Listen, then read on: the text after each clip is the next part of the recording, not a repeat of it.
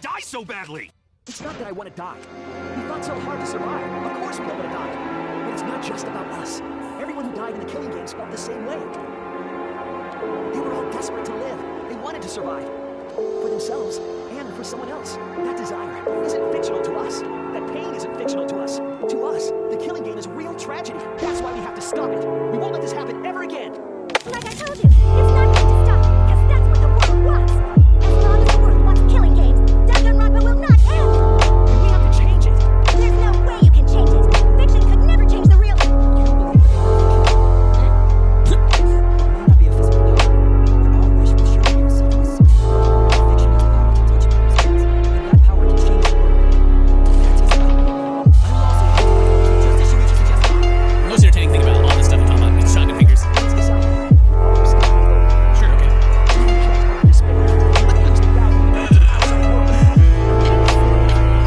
Finger bang. Are you crazy? If you do that, only I, the mastermind, will survive, you know? What about despair? Already decided to quit his killing game. I care about this fictional world. That's why this crash trial is over. Now it's not over. Oh. God dang it. Jesus Christ. Okay, sure, whatever. I totally believe you right now. Continue the game. Can I keep going? Yeah, we want to keep enjoying the game. Let's put all this behind us and resume the killing game. Ooh, did I get it? Was that a choice? Did I do something? Did I do something? I don't know. Danganronpa will never end.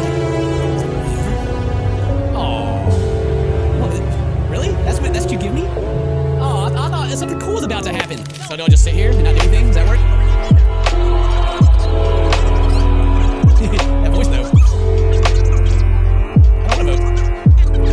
Is that what I'm supposed to do? Is not do anything? Time up. That's what you're supposed to do. Okay, well, that seemed obvious, I guess. They only gave you like a minute. They gave you like way less time than normal. What a nice timer.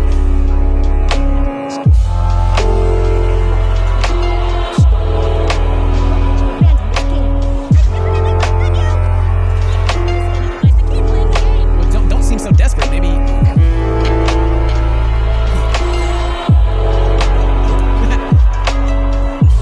getting fun on the screen so fast. Please.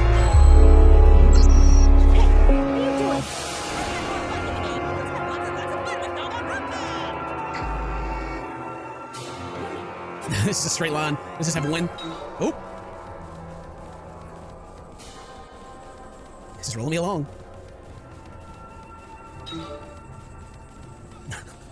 Is it going to make me go through every single one? All the mini games?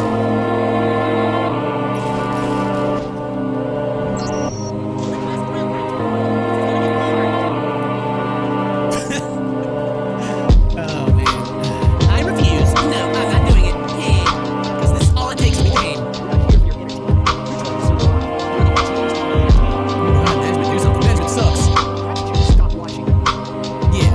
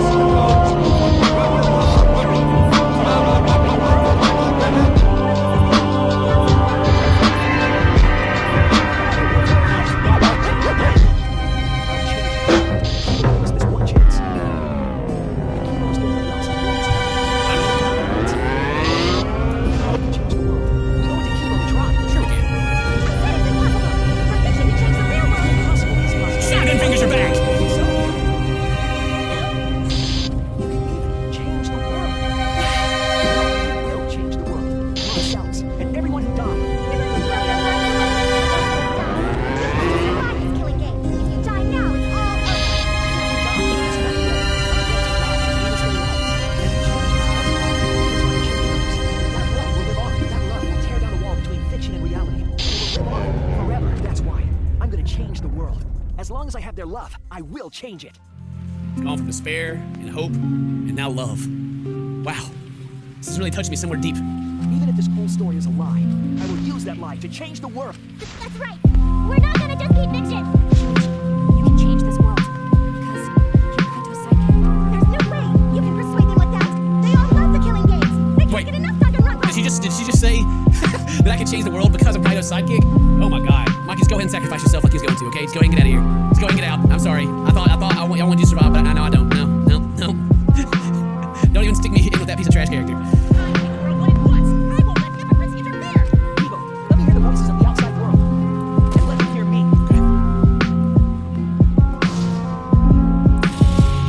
This isn't my time, Oh, Jesus Christ. Do you realize how much I've given to the show? I'm gonna be pissed if there isn't a happy ending. Man, this debate is getting whack. I don't like twists like this. This is getting way too bad. No way fiction can change the world. Fiction can change the world. I'm not here for a damn lecture. Hey, what about Lucas' assassin's punishment? Creature characters are so annoying. I was waiting for the detective. This guy should have died instead of Kaede. That's right. He should have. Better test the point of Danganronpa. Killing games are the best form of entertainment. Killing game is wrong. Hope versus despair. Pick one. Despair. Hope. Despair. Hope. Despair. Hope. Despair. Hope. Despair. Despair. Despair. Hope. Despair. Despair. Despair. This ending sucks. It does. Pointless death because no one voted is the worst ending ever. It's not what it's not. We're gonna use our lives to change the world. It's Danganronpa really can't just end it out of the blue. Who cares if they die? They're not real. Just kill each other already. Hope. Despair. Hope. Despair. Hope. Despair. Hope. Despair. We want more of the killing game. I need that sweet closure. Hopefully there's another season. There's no way they'd let it end like this without my fans. Do you realize how much I've given to the show? This ending sucks. Welcome to despair. This ending sucks. Welcome to despair. Jesus Christ. Danganronpa will never end. We'll end Danganronpa with our own hands. We're gonna end Danganronpa. Yes, sure. That guy should die instead of Kaede. That's right, he really should have. I like some of the things they said. This ending sucks. Yes, also agree. Like I said, it's pointless. The outside world won't let Danganronpa end. Should I just beat him with a minigame? What you talking about? Everyone loves Danganronpa. That's reality. Killing game entertainment will continue forever. Let's proceed with voting time. I think Hope will change over despairing Samugi, without a doubt. This should be about the point to where we've changed the entire world's mind, like I was talking about earlier. This is usually how these things go. When the whole world's against everyone, you somehow magically change the entire world's mind. So we'll see. That's what the outside world wants to see. Let's give it everything we've got. Presenting one last voting time. Is it really a real voting time? Ooh, I hope I get to make more than one choice. Voting time! Let me vote. Am I supposed to not vote? I'll vote anyway. I voted. I voted. I voted, everybody. I voted. I didn't care who it was. I don't care what happens. After all the talk, I guess I was a coward. I'm not getting better for this anyway, it seems. This is really how it ends. Oh, what? Give me like an ending. God dang it. Jesus. Fine, I'll not vote, I guess. Not even like a picture of like all this dying going on with the next killing game and being sad that it never ends and nothing. I mean, sure, if we got to make choices, then the game might be a little too interesting, you know? It'd be a little too interesting if we did that. Time's up. All right, looks like voting is over. Let's hurry and announce the results. I didn't vote. That was the right thing to do, right? The three of us might be penalized for abstaining to vote. Penalized. But what's going to happen to Kibo and Tsumugi? If Kibo is controlled by the outside world, he must have voted for Samugi. Then what about Tsumugi? If she had cast one vote for Kibo, then it would be a tie, but... Oh, there's no need to worry about that. I didn't vote either. What? Just as I thought. You were tripping. Oh, gotcha. I'm a trap.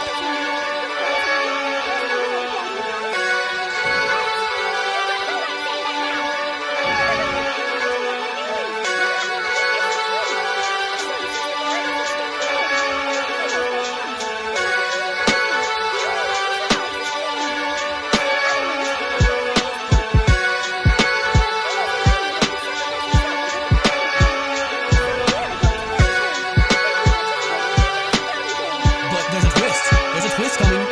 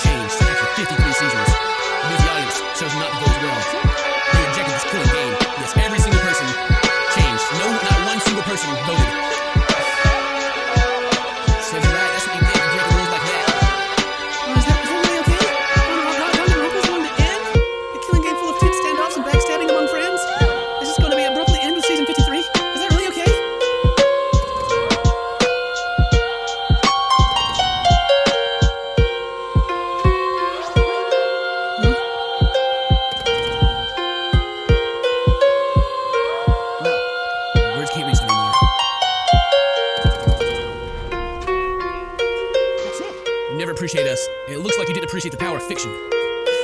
No one wants you excuse me. No one wants you anymore. No one wants to hear your sick, twisted stories anymore. It's over? This is it. It's finished. It really is the end, isn't it? What are you gonna do now? Now that it's over, there's no need for any punishments. A half-assed ending. This is no way to end Danganronpa. No, it needs to end with a punishment at the very least. Let's see.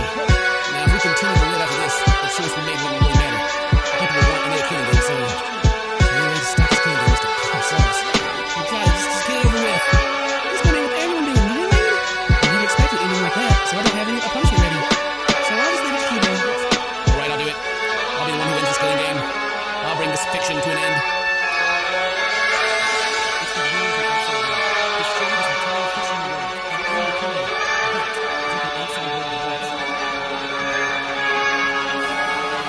What's so hard to keep this going for 53 seasons and now it's all over? How old are you? You're fine. Just roll that thing. Just roll that thing as well. I don't really believe it. I mean, just roll that thing.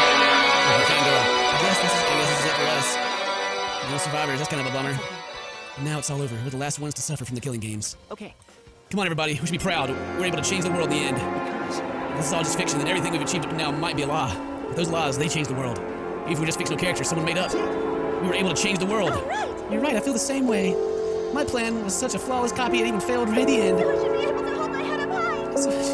As a cosplay cat criminal, right? A cosplay cat criminal. Are you gonna explain this whole thing to me? Well, let's begin. Or rather, let's end this. This is the will of the outside world. Game over. You'll receive punishment. Time to destroy the Ultimate Academy.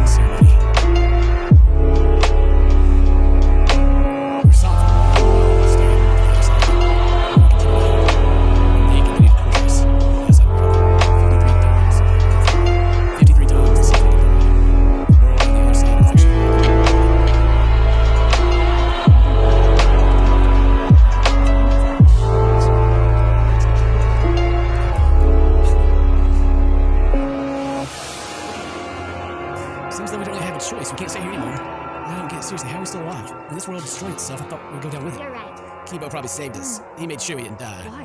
Why would he do that? There's no point in us escaping the outside world. We're just fictional characters. Did Kibo save us because he was acting on what the outside world wanted? No. And then maybe this is what the outside world wanted. For us to live? Okay.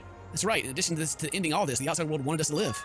I suppose the outside world wanted this lie to become the truth. So come on, everyone, let's head outside with confidence. The outside world is waiting. How do we get up there? The outside world, I wonder what kind of world it is. Peaceful with no fighting, no despair, as Sumi said. Yeah, she's a lie. It might be a lie. The last thing Sumi said. My plan was to follow this copy and failed right in the end. So I should be able to hold my head up high as a cosplay cat criminal, right? She said copy. I mean, she must have been copying something, right? What does that mean? I don't know.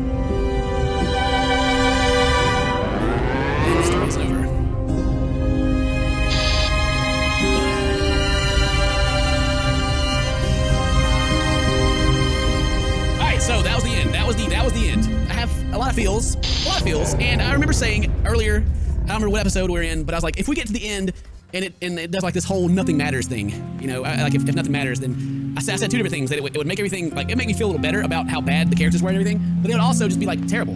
It'd be like this a big slap in the face. And let's start from the end first. Let's start from the end, right? It seems like the point of the game was that the people that made the game, like, they wanted you to hate the end.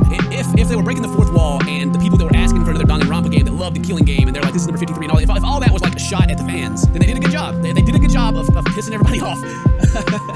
Like, cause like everything I've been saying, like, you know, like this ending sucks, should die, Kaede, stuff like that they were saying in the final fight. So they were kind of metagaming a little bit against me. And that in itself, that one single thing is actually kind of cool. If they wanted to end Danganronpa, which I don't know if that's what they're going for or not, with saying that all the other ones were fake. Why would they do it with such a big middle finger in the air? Like, you know, why wouldn't they at least write a good ending? Is what I'm trying to say. Why don't they at least, like, I don't know, make the game fun for me? I mean, a lot of people enjoy the game. I'm just saying, I had a lot of complaints about the game story-wise. It really seemed like they didn't try that hard just to build up to an ending where they're like, F you fans, you know, the killing game's gotta stop, okay? It's gotta stop. It's like the whole game was just a big troll. And it was longer than all the others too. I played like an extra 11 hours in this game than the other ones. Honestly, okay, you guys have already guessed this. I did not like this game. I did not like it even before they got to the big ending thing where they're like, aha, we're trying to make you not like it, so the killing game will end. And trying to do this whole like fourth wall break thing where like we're the ones watching it. The game is trying to end it against us. No. They still could have. They could have ended it if they would have went with their original. We're the last 16. We're going to space bullcrap. You know, because then what are they gonna do after that? You know, they escape and they're out on a different planet or whatever, or trying to rebuild mankind or something. It doesn't matter. They could have got to the same ending, but done. I don't actually tried. And like in the other games, you actually get choices. There's like multiple endings. There's like bad endings and stuff. This one doesn't. It just gives you a retry screen. Okay, thank you. I enjoy the games. I'm one of the people that this game is going at. You know, I always loved Danganronpa games, even Ultra Despair Girls, and that was like a completely different thing. I loved them all, but I mean, they could at least tried. And there's like a whole bunch of questions still left over. Like, I mean, I guess there's no real questions because it's all fantasy. They made it all up, supposedly. So like, Kaede had a twin sister, you know, the Necronomicon could bring someone back, you know, it doesn't matter. I've been trying to think of arguments to be like why the game is good and enjoyable. Why did I pay $60 to play 60 hours in this game? But at the end, I'm just super disappointed. The murders weren't that interesting. The case, like, the trials were like twice as long as old trials just because there was so much bullcrap in them. Like, silly, dumb character banner. The characters weren't even interesting. It was just disappointing all the way through. It goes further than just saying that when I was like, hey, if they like wipe away everything at the end, saying nothing matters. They go further and say that none of the other games even mattered. Well, that might not be true. I think the first game actually did happen. Well, it's like the Future Foundation, all the other stuff. Where'd that go? It has to be like I don't know, like a non-canon game, different universe even. I don't know, it's something. It's got to be something. Which if that's the case, if this game happens in like a different universe or something where everything is fiction, that's even like more shitty. It's just another cop-out, another weak storyline cop-out. Thank you guys very much for watching this disappointing game. Sorry it sucks so much. If you like the game, then you know, whatever. See you guys next time. Until then, stay toasted, my friends.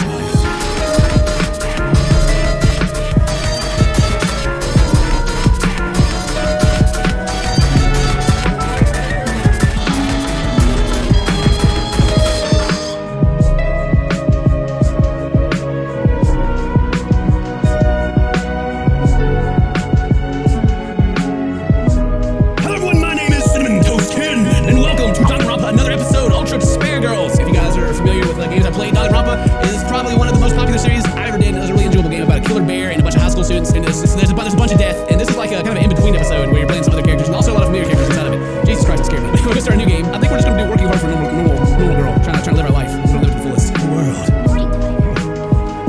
Where's the subtitles? The world's flat. No, it's flat. That's gross, Grandma. Why would you do that? I don't really know for sure. There's nothing good that gets wrapped in a tissue. I know. In the same way, I've never actually seen most things that are considered common knowledge. This is pretty much. Common knowledge and what we take for granted. This is pretty much the argument that people that say the world's flat's given. I haven't seen the shape of the world, so how do I know? Not that it matters for me. I mean, my world isn't even big enough to worry about stuff like the shape of the earth or common knowledge. I understand. In fact, it's pretty small. So small that it's actually a little funny. That's hilarious. I want subtitles though. That's what I want. I didn't get no options for that. This is my world. This too doesn't Oh, take it off. Oh yeah.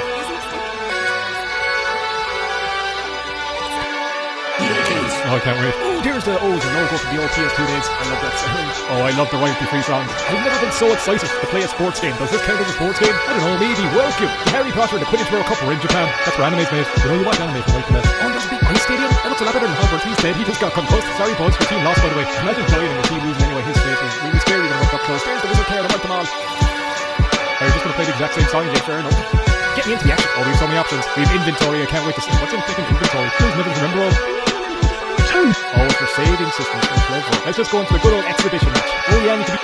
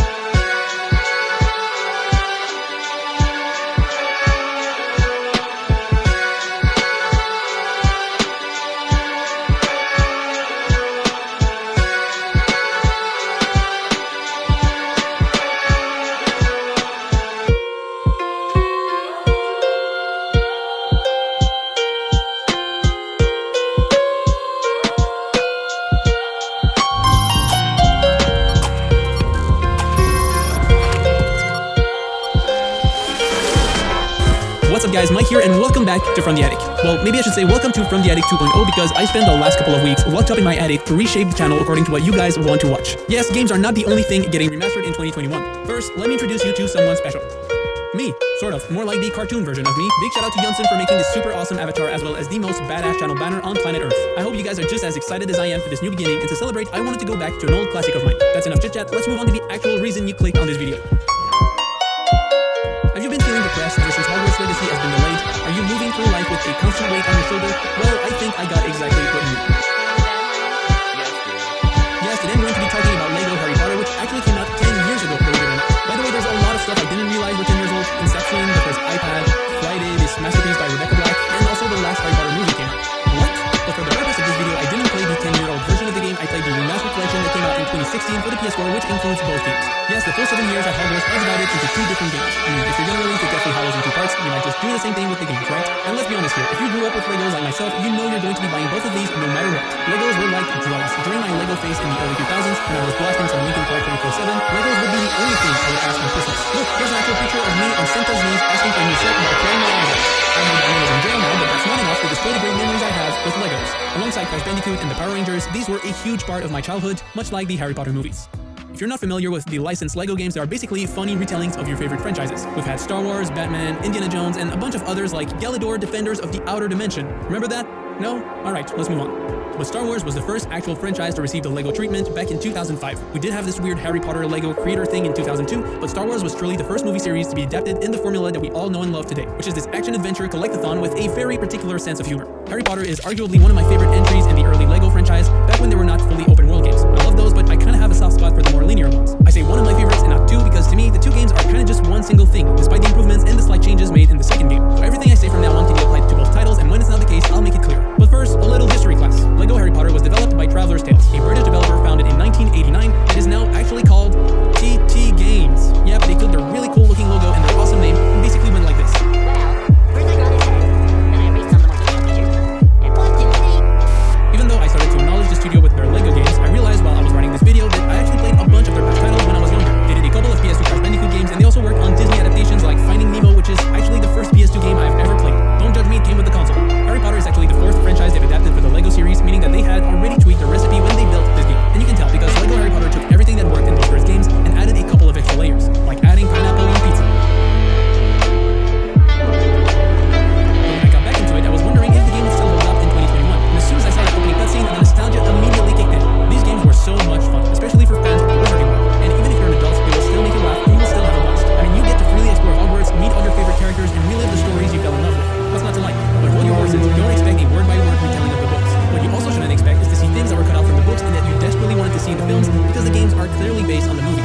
And even then, a lot of stuff was cut left and right to make each story fit in a 6-level structure, which leads to a game that is practically impossible to understand if you've never seen the movies or read the books. Just look at how they reveal Snape is the Half-Blood Prince.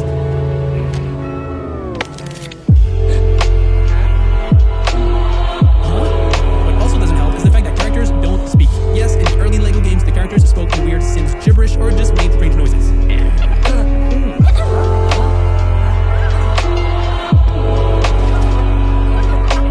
Some very questionable choices were also made, like making a boss fight with Moaning Myrtle, having a full-length level in Hagrid's backyard just to find fish for Bugbeak, or even weirder, a whole underwater level with Harry and Ron looking for Gryffindor's sword while using selfish bones to cut through ice. Okay, these levels do end up feeling like filler content, but most of these anomalies can be easily explained. You see, a huge part of Harry Potter is very dialogue-driven, but that doesn't make for super interesting video game levels, especially when the characters don't talk. The best episodes are easily the ones that are more action-oriented, like the Goblet of Fire with Detroit Wizard Tournament and the Deathly Hallows Part 2 because of the final battle. These definitely have less filler content, and that's when the games are at their strongest, when they're not trying to compensate for the lack of action with random nonsense. I mean, even my favorite Harry Potter movie, which is Prisoner of Azkaban, is actually my least favorite episode in the first game. So if you're looking for a faithful adaptation, you won't find it here. But LEGO games were never about being faithful to the original material. They're basically parodies. It's all about playing with the audience's expectations and making jokes out of practically everything. Seriously, you could literally add a laugh track on top of every single death in the franchise.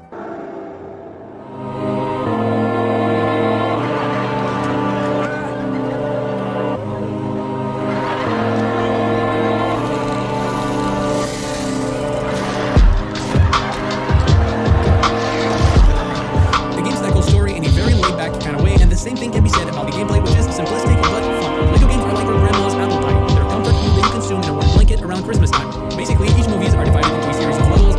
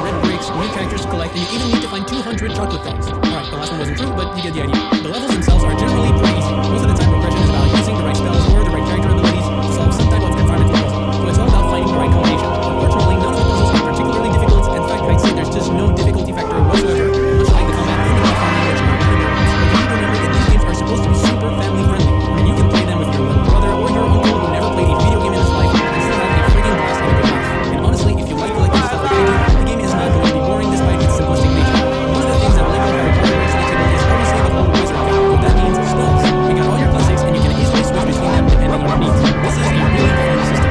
Yes, it would have been cool to have puzzles that depend on more creative use of the spells, but I still think they're well implemented and most importantly fun to use. And wait till you unlock the special spells, that's when the real fun begins. As for the potions though, this definitely could have been improved. You can craft potions that are more stronger, turn yourself invisible and things like that, but the options are pretty limited and their use are very straightforward. What's interesting though is that some levels might require spells or potions that you haven't learned yet, so you just need to continue on with the story, go to class, and then come back to these levels in the free play mode. This is pretty much when the games truly come to life in my opinion, because here you can replay the levels and switch between every single character you've unlocked in the game, and there's a lot of them. You can play as Dumbledore, Snape, Bellatrix, the whole Weasley family, and even the one you've always dreamed of, Gryffindor boy. Like I said earlier, the two games are very similar, so much so that I can't help but see them as one single thing. But the second one does make a couple of improvements aside from just more spells and more Hogwarts. First off, the game looks significantly better. Better lighting, better textures, better animations, everything has this shiny and glowy look to it. I mean, just look at these reflections. Did you know that LEGO Harry Potter is actually the first game ever to feature real-time ray tracing?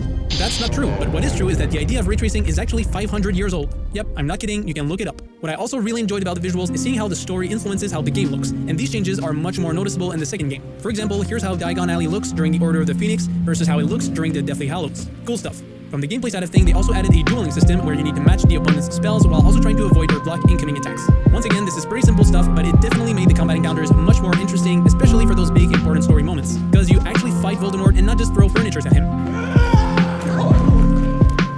LEGO Harry Potter is not a groundbreaking game by any means, but it's one of those titles that holds a special place in my heart. It's the kind of game that you just turn your brain off, break stuff, and collect shiny things for a couple of hours. I believe that this simplicity is actually part of the reason why LEGO games tend to age pretty well. Obviously, the LEGO franchise has greatly evolved since then, but these older titles remain full of charm, and if you still haven't played them, do yourself a favor and pick up this collection right now, you won't regret it.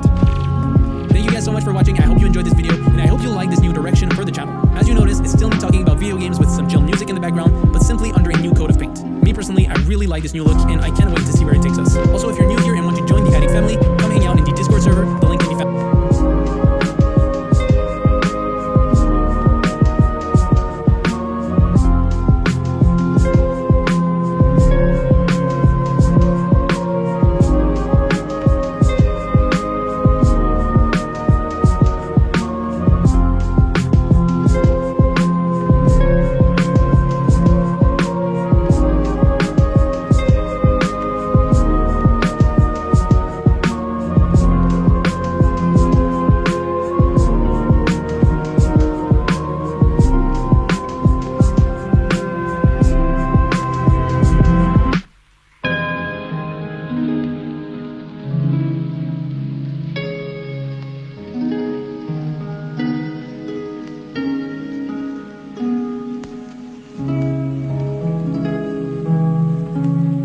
I did it.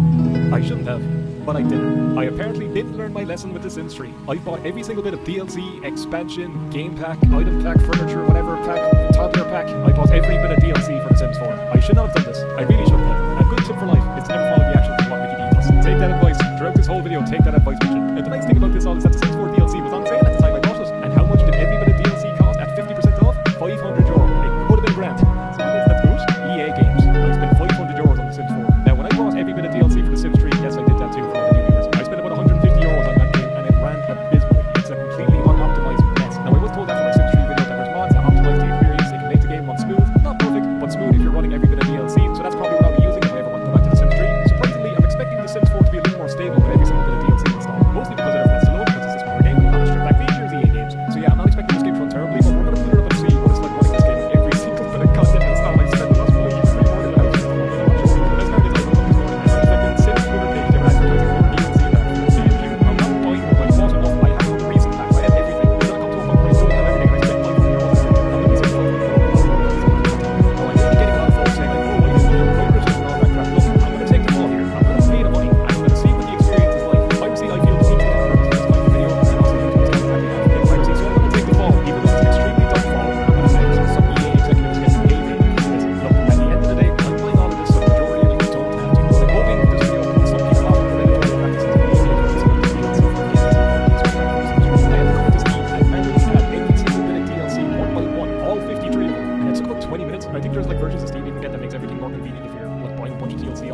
wanted to do it the painful way. Why did I think this was a good idea? Fucking all the Sims 4 stuff. So how much Sims 4 DLC do I actually have, and just how many packs and expansions and items and everything else is there? Well, if you don't want to hear every single bit of DLC being read out, you can probably skip forward about 30 to 40 seconds because it's going to take a while to read, but I'm going to read every single one. I'm going to get my money's worth. We're reading them all. Alright, where's fucking Steam? Let's see, The Sims 4 DLC, manage my 51 DLC. So we have awesome animal hats, cats and dogs, digital deluxe edition, digital soundtrack, life at a party, up all night, backyard stuff, burning night stuff, busted dust kiss stuff, city living, cool kitchen stuff, parties living expansion pack, country kitchen kit, courtyard oasis kit, digital deluxe upgrade, dine out, discover university, dream home decorator game pack, eco lifestyle, fitness stuff, get famous, get to work, get together, industrial lot stuff, island living, jungle adventures, kids room stuff, laundry day stuff, luxury party stuff, marshmallow stuff, that's new for me, I'll cover this with that, movie hangout stuff, my first pet stuff, my first pet stuff, by the way, is DLC for DLC, that's DLC for pets and pets DLC, my wedding stories game pack, outdoor retreats, paranormal stuff, parenthood, perfect patio, land magic, romantic garden stuff, seasons, snowy escape, expansion pack, spa days, spooky stuff, Star Wars, during the battery, my started that, stranger world, throwback, fit kit, tiny living stuff, party stuff, vampires, and big family stuff. That's all of our DLC bought and installed. We're going to see what the game experience is like. I'm going to turn it off and write other titles like DLC on the account. I'm not going to be reviewing every single bit of individual DLC in this because that will take 5 fucking years. And I'm still releasing more. They'll probably turn my pack to the time to take this video. I did put up the game to make sure it was working because I spent a lot of fucking money. And there's so many DLC topics coming in. I have to hit all of the feeling. There's just so many because it's all so great. It's all Steve. Look at all that. Look at all the DLC I got. I'm definitely getting half a grand for it. Now, luckily my Sims 3 video made the money back. But with the Sims 4 video, it's going to be harder to make that money back because I spent over half a grand on this game. Now, I'm not one of those YouTubers that likes telling people to like and subscribe and comment and all that go. But I feel like here I kind of have to justify it and I need this video to be right, so listen, if the video goes bad, it's my own fault, but look, I'm just being honest. If you want to like this video, share it around with your friends, a comment always helps. I usually don't ask this sort of thing, but I feel like for this video it's kind of needed. Anyway, we're going to jump into The Sims 4, we're going to see how the game is, see how everything runs, and see if I got my money's worth. I think the answer is ultimately going to be no. I'll see you all in the game. The game is really heavy on the main screen, by the way. Here it goes. It took a while to load, not as long as The Sims 3. Now here we are into The Sims, and it's advertising all this stuff to me, but thankfully I have it all. There's no more I can buy it, at least as far as I know, and I think The Sims 4 doesn't have like the weird Sims home thing for The Sims 3, because I bought everything for The Sims 3, but there's also the Sims store that I forgot existed, that had a bunch more DLC, and overall would have cost more than all the expansions I bought if I bought it all. So that's fun. Let's see, packs, kits, I have everything. Expand my world, I bought fucking everything. Is this everything installed? I think it is. Is that your index? Dream Ghoulish. Okay, I thought they were handbook DLC. You already own this pack. Okay, so everything is installed. I have everything. Your G Mickey T97. Yes, it's me. I'm the guy who gave you on the run. You're happy to see me. So we're going to jump into characters here. Very briefly. I've already made a character. I've 8 other character creators. I'm not doing okay. I've made my evil twin, alter ego, Marcy E. I'm going to be playing Marcy later on. But for now, we're going to go to the character creator. Soon as we're DLC, it's really well. It's so very good. It's fine. It's really okay. It's really pretty smooth compared to Sims 3. It's Stacey Solomon to start off here. I think what I'm going to do is I'm going to try and reach a top level to just make it.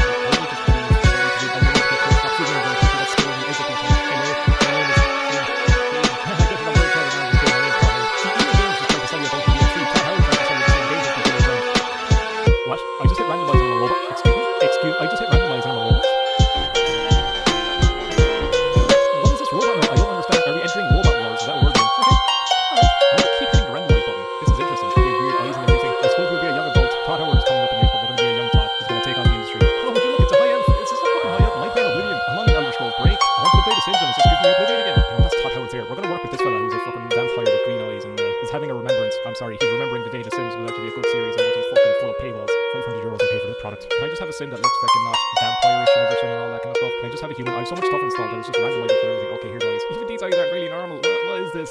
It's all supernatural. Remember when this game used to be a life simulator? I do. That's normal, that's fine. I need a fucking reference picture of Todd Howard. What colour are his big beautiful eyes? Big blue, big piercing blue. You know what that kind of looks like? You know what I honestly really like this thing called Protection Paladin. It's pretty good. The game's running pretty smooth with everything installed. So here's all our facial hair options. So here's the short beards, good food, mustaches.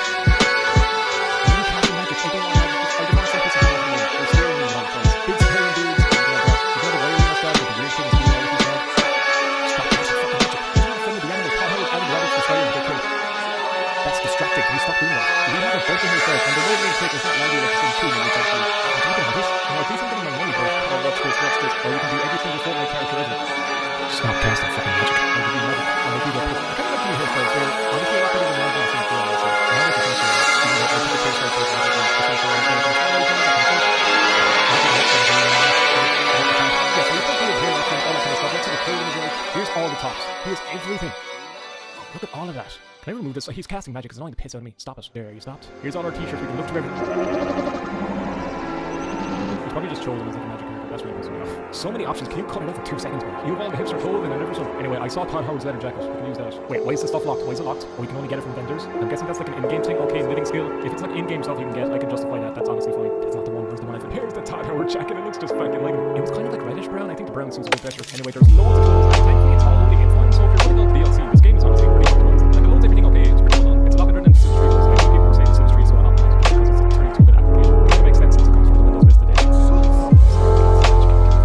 I know loads of people are going to be like, you have magic fucking belt, like, you need like a land mode enabled. It's actually an idiot. There's loads of shoes options, there's loads of hair options. I'm honestly a bit hyped to have everything for the Sims 4. I give this game like a really good deep dive. See if everything's working. I'm definitely going to keep all the DLC on YouTube. Probably make YouTube. And so if you're a general consumer, don't fucking do this. Here's all of these career ambitions. I thought we would have more. DLC and all that. There's like getting things back. She likes location. These things are happy with her own work as well. Oh, that's interesting. There's more options when you say, okay, never mind. There's actually quite a few. I say back when I say I'm learning on it. Computer whiz. Well, it is taught out. You need to be a computer whiz to make Morrowind and completely forget about the game.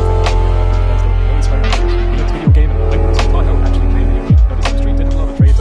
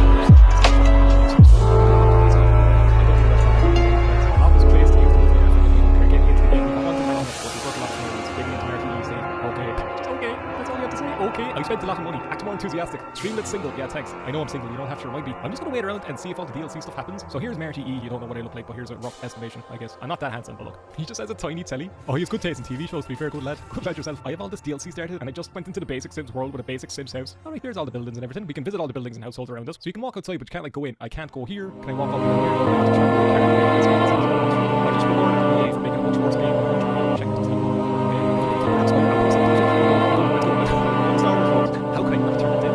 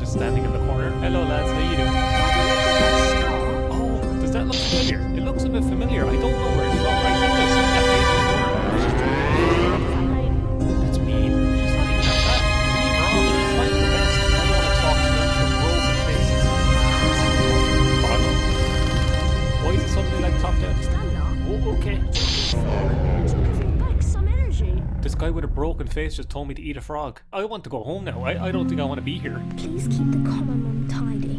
Listen, it told me to keep the common room tidy, so I'm gonna have to ask you to leave. Try to remember where you have seen some chocolate frogs. They're like right behind you. I think he's making fun of me at this stage. We can save our game. How much progress am I after doing? 6%. I've only moved into the next room. 6% of the game is done. Oh look, it's a book of my hopes and dreams. Okay, that's scary. I'm after walking into Solid Snake's house. I should be here. Hello? Hey Harry, remember me? Ron Weasley. No. Look at Harry's glasses. They're like hovering above his head. Well, well, well. If it isn't the famous Harry Potter. It's only the first film. And you do well. Draco doesn't look great. Looking for that owl of yours? How careless of you to leave it lying about. It's an L. Go home to your mother, Potter. Oh, sorry. You don't have one, do you? What? That is so mean. What? This fella's sitting alone in this big room. He's after giving me the biggest roast ever. That's like the meanest thing. I wasn't expecting that from this game. That completely caught me off guard. To climb up, just push forwards on your controller. Ron, you're after breaking before long. Sorry, to continue, just do the weapons shoot. Oh, not too well. That was a big jump. Hey, Harry. You better go on and rescue everyone. He's an owl. Doesn't like fly around. What if he's just going for a bit of a flight? That's what owls do. He jumps for you because, you know, I'm not scared enough to hit the button myself. If I was a kid myself, I'd be terrified. I'm terrified right now. I love the music in these games. Same guy that did the music for the Elder Scrolls games and Knights of the Old Republic. It's fantastic. Yeah, well, that guy is not evil. Anyone with that kind of beard just looks evil or just looks like a magician. This is the guy who listens to a load of indie bands and he thinks he's better than you. Look at him, he's judging me right now. Oh, you like the Smiths, do you? You isn't. This is what everyone looks like with their quarantine hairstyle. Oh, look, it's Boris Johnson. How you doing, bud? I didn't know you went to Hogwarts. Eat your frog. Eat your sentient chocolate frogs. Can I keep going? What happened to me? Can I jump off?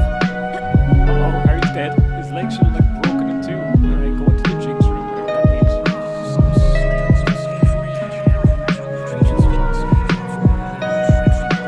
It's my first day. I have to fight snails. How do I kill him? How do I attack him? Okay. Oh, I'm getting Slytherin points. I'm killing sentient creatures and I'm getting rewarded. This really is a kid's game. Use your L2 and R2 buttons to rotate the game camera. The Holy Bible just told me how to look around. Die Schneeb. Dirty Schneeb. Dirty Schneely Schneeb. Please die, please.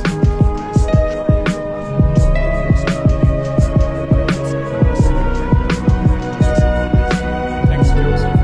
Sound advice. I'm not a child, you know. I'm 8 years old. Look at this. Everyone, please, share your energy with me. I'd love to make a Tinder account and just have all of these Harry Potter PS1 portrait faces on it and just swipe it and see if I match with anyone. Why would you be like these are all just the faces from Harry Potter and PS1? I would swipe on these so that's the idea. It's there for you. What's a rat? You spread the plague.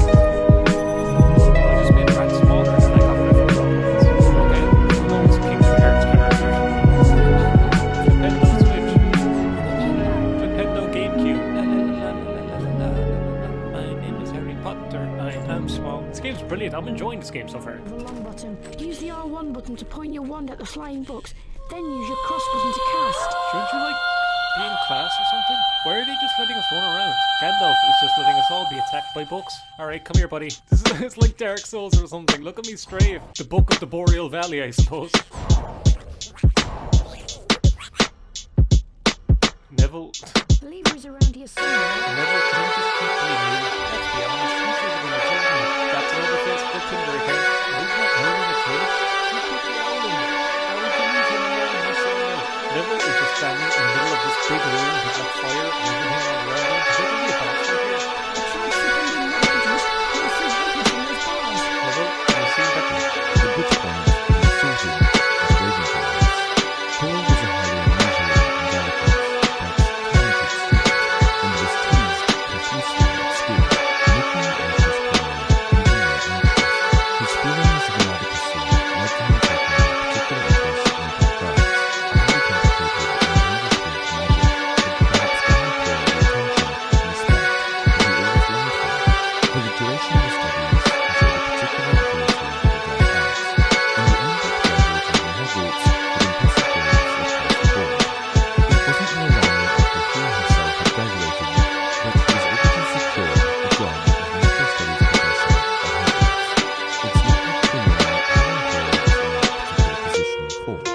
During his time working as a professor at the school, he had a reputation for being extremely neurotic. This likely originally stemmed from his childhood bullying, and it's unfortunate that it followed him into adulthood, as it had a profound effect on the actions that he would take as a grown man. In the year 1990, Quirrell took a year-long sabbatical. He told his peers that the sabbatical was an opportunity for him to gain first-hand experience in the field, where, in reality, his objective was to find Lord Voldemort, exceedingly curious about what had happened to the Dark Lord who terrorized the Wizarding World for years on end. It was a trip that would change Quirrell and destroy what was left of a man haunted by his youth. Quirrell always wanted to be noticed and acknowledged. He wanted to earn people's respect, and he felt that if he was the one to track down Lord Voldemort, then he could finally earn the attention that he longed for. And find Voldemort he did. However, things didn't go exactly according to plan. Voldemort becomes his first meeting with Quirrell, a wizard, young, foolish, and gullible. One of the cosmic powers in the forest and bring him here. Oh, he seemed a very chance had been dreaming of, for he was a teacher at Dumbledore's school. He was easy to get into a will. He built up his friendship, and after a while, he took possession of his pocket to supervise him closely as a part of their orders. And when Quirrell returned to the school after traveling, the other professors seemed to notice that he wasn't quite the same.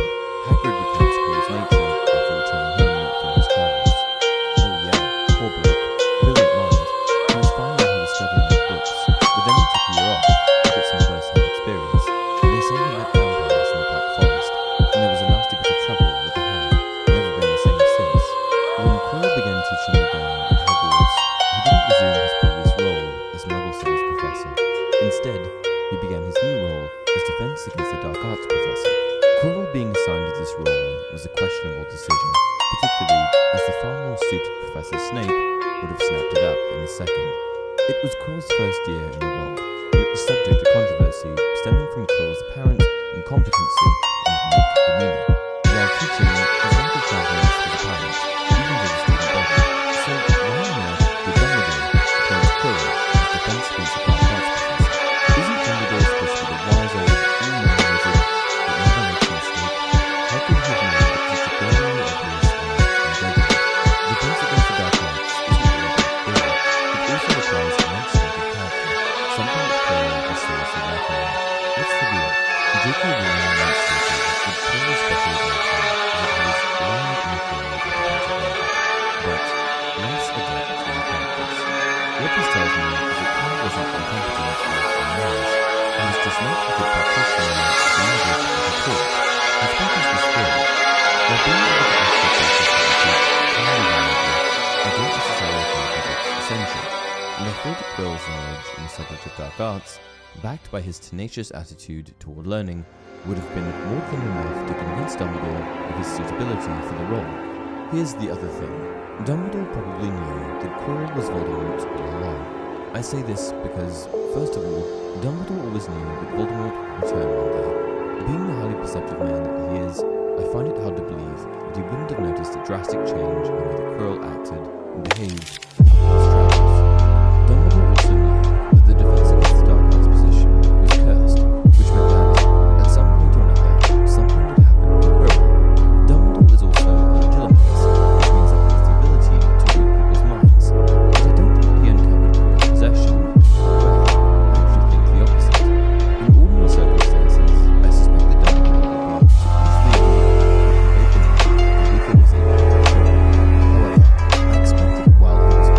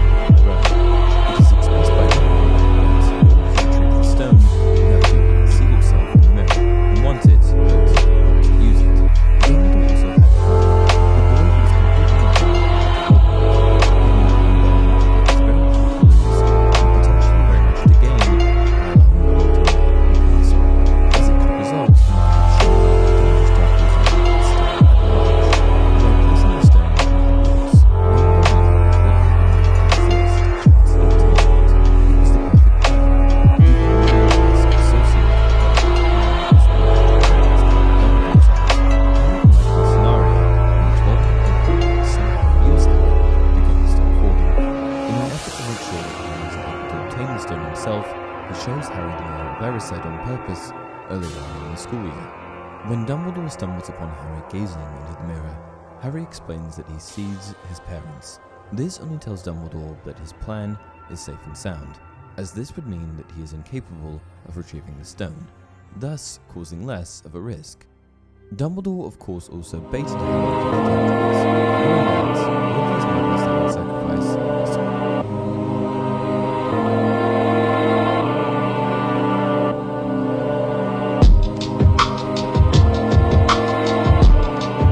Hello, and welcome to Archfelder's House. Archfelder and his amazing house. In this video, we are going to be discussing how to pay for a WoW token by gold. Now, it's important to understand that I'll be giving you some simple basic entry-level gold, but the real value in this video is in a very powerful method I'll be showing you, which I haven't seen anyone else publish. In this video, I will not be discussing 2x4 auctioneers, flipping, boosting, or anything else which requires automation or organized teamwork. The very simple reason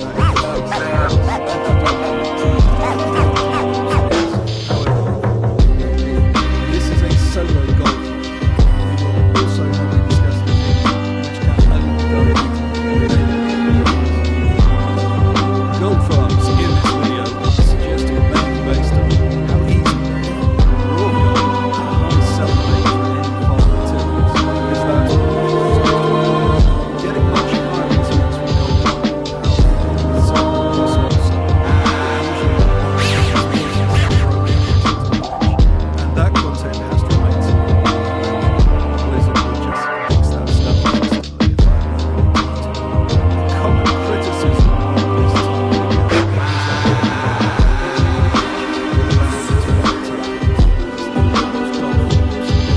however, ignores the fact that right, so I'm going to start by showing you the basic which I've never seen published elsewhere. It is not an expert, however, it is a very powerful technique. Essentially what we do is farm then use a different character to farm a number of mobs in the world. Then we return to the dungeon and run it again this will get you much more gold than doing both things by yourselves. And then we show you how this works in practice with some actual examples. Now, for those of you who want a very simple basic, we'll get straight into it. And the best choice is the mystical Now, I've never seen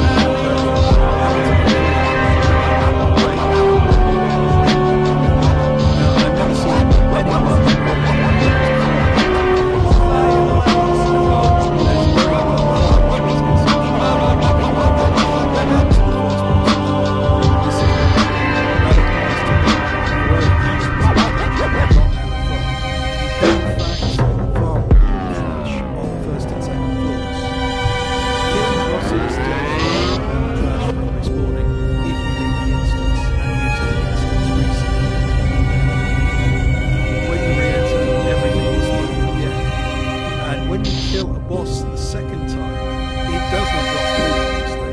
However, it only takes a second to kill a boss, so it won't hold the way I do the other thing is simply to kill all the trash and the first boss. Kill these 4 mobs here in front of the second boss, which causes the rest of the trash in this chamber to aggro and run towards you. And then I generally quit. If you have a very fast character, such as a monk, demon hunter or druid, you might want to try the trash on the 3rd floor, but personally I find it takes too long to get up there. Assuming you just farm the trash around the first 2 bosses on the 1st floor, you will make 1,538 raw gold, plus gold from vended weapons and armor. You'll also make 121 motes of harmony, which multiplied by the EU median price of 21 gold, 36 silver,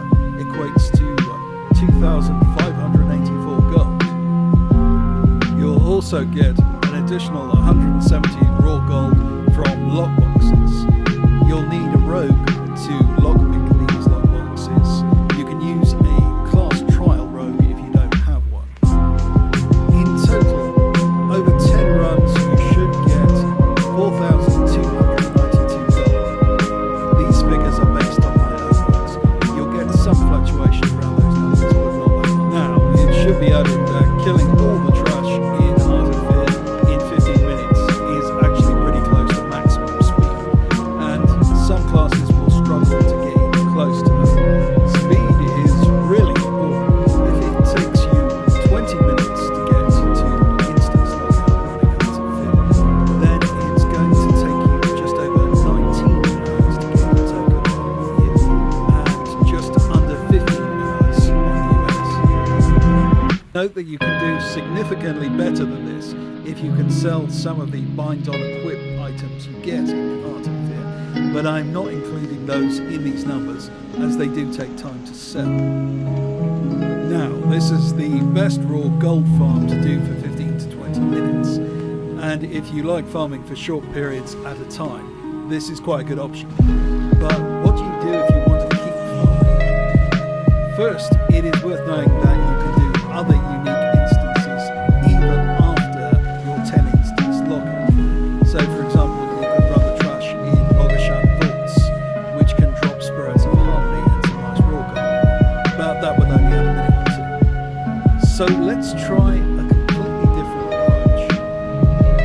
Say we run through Heart of Fear just once, but now, instead of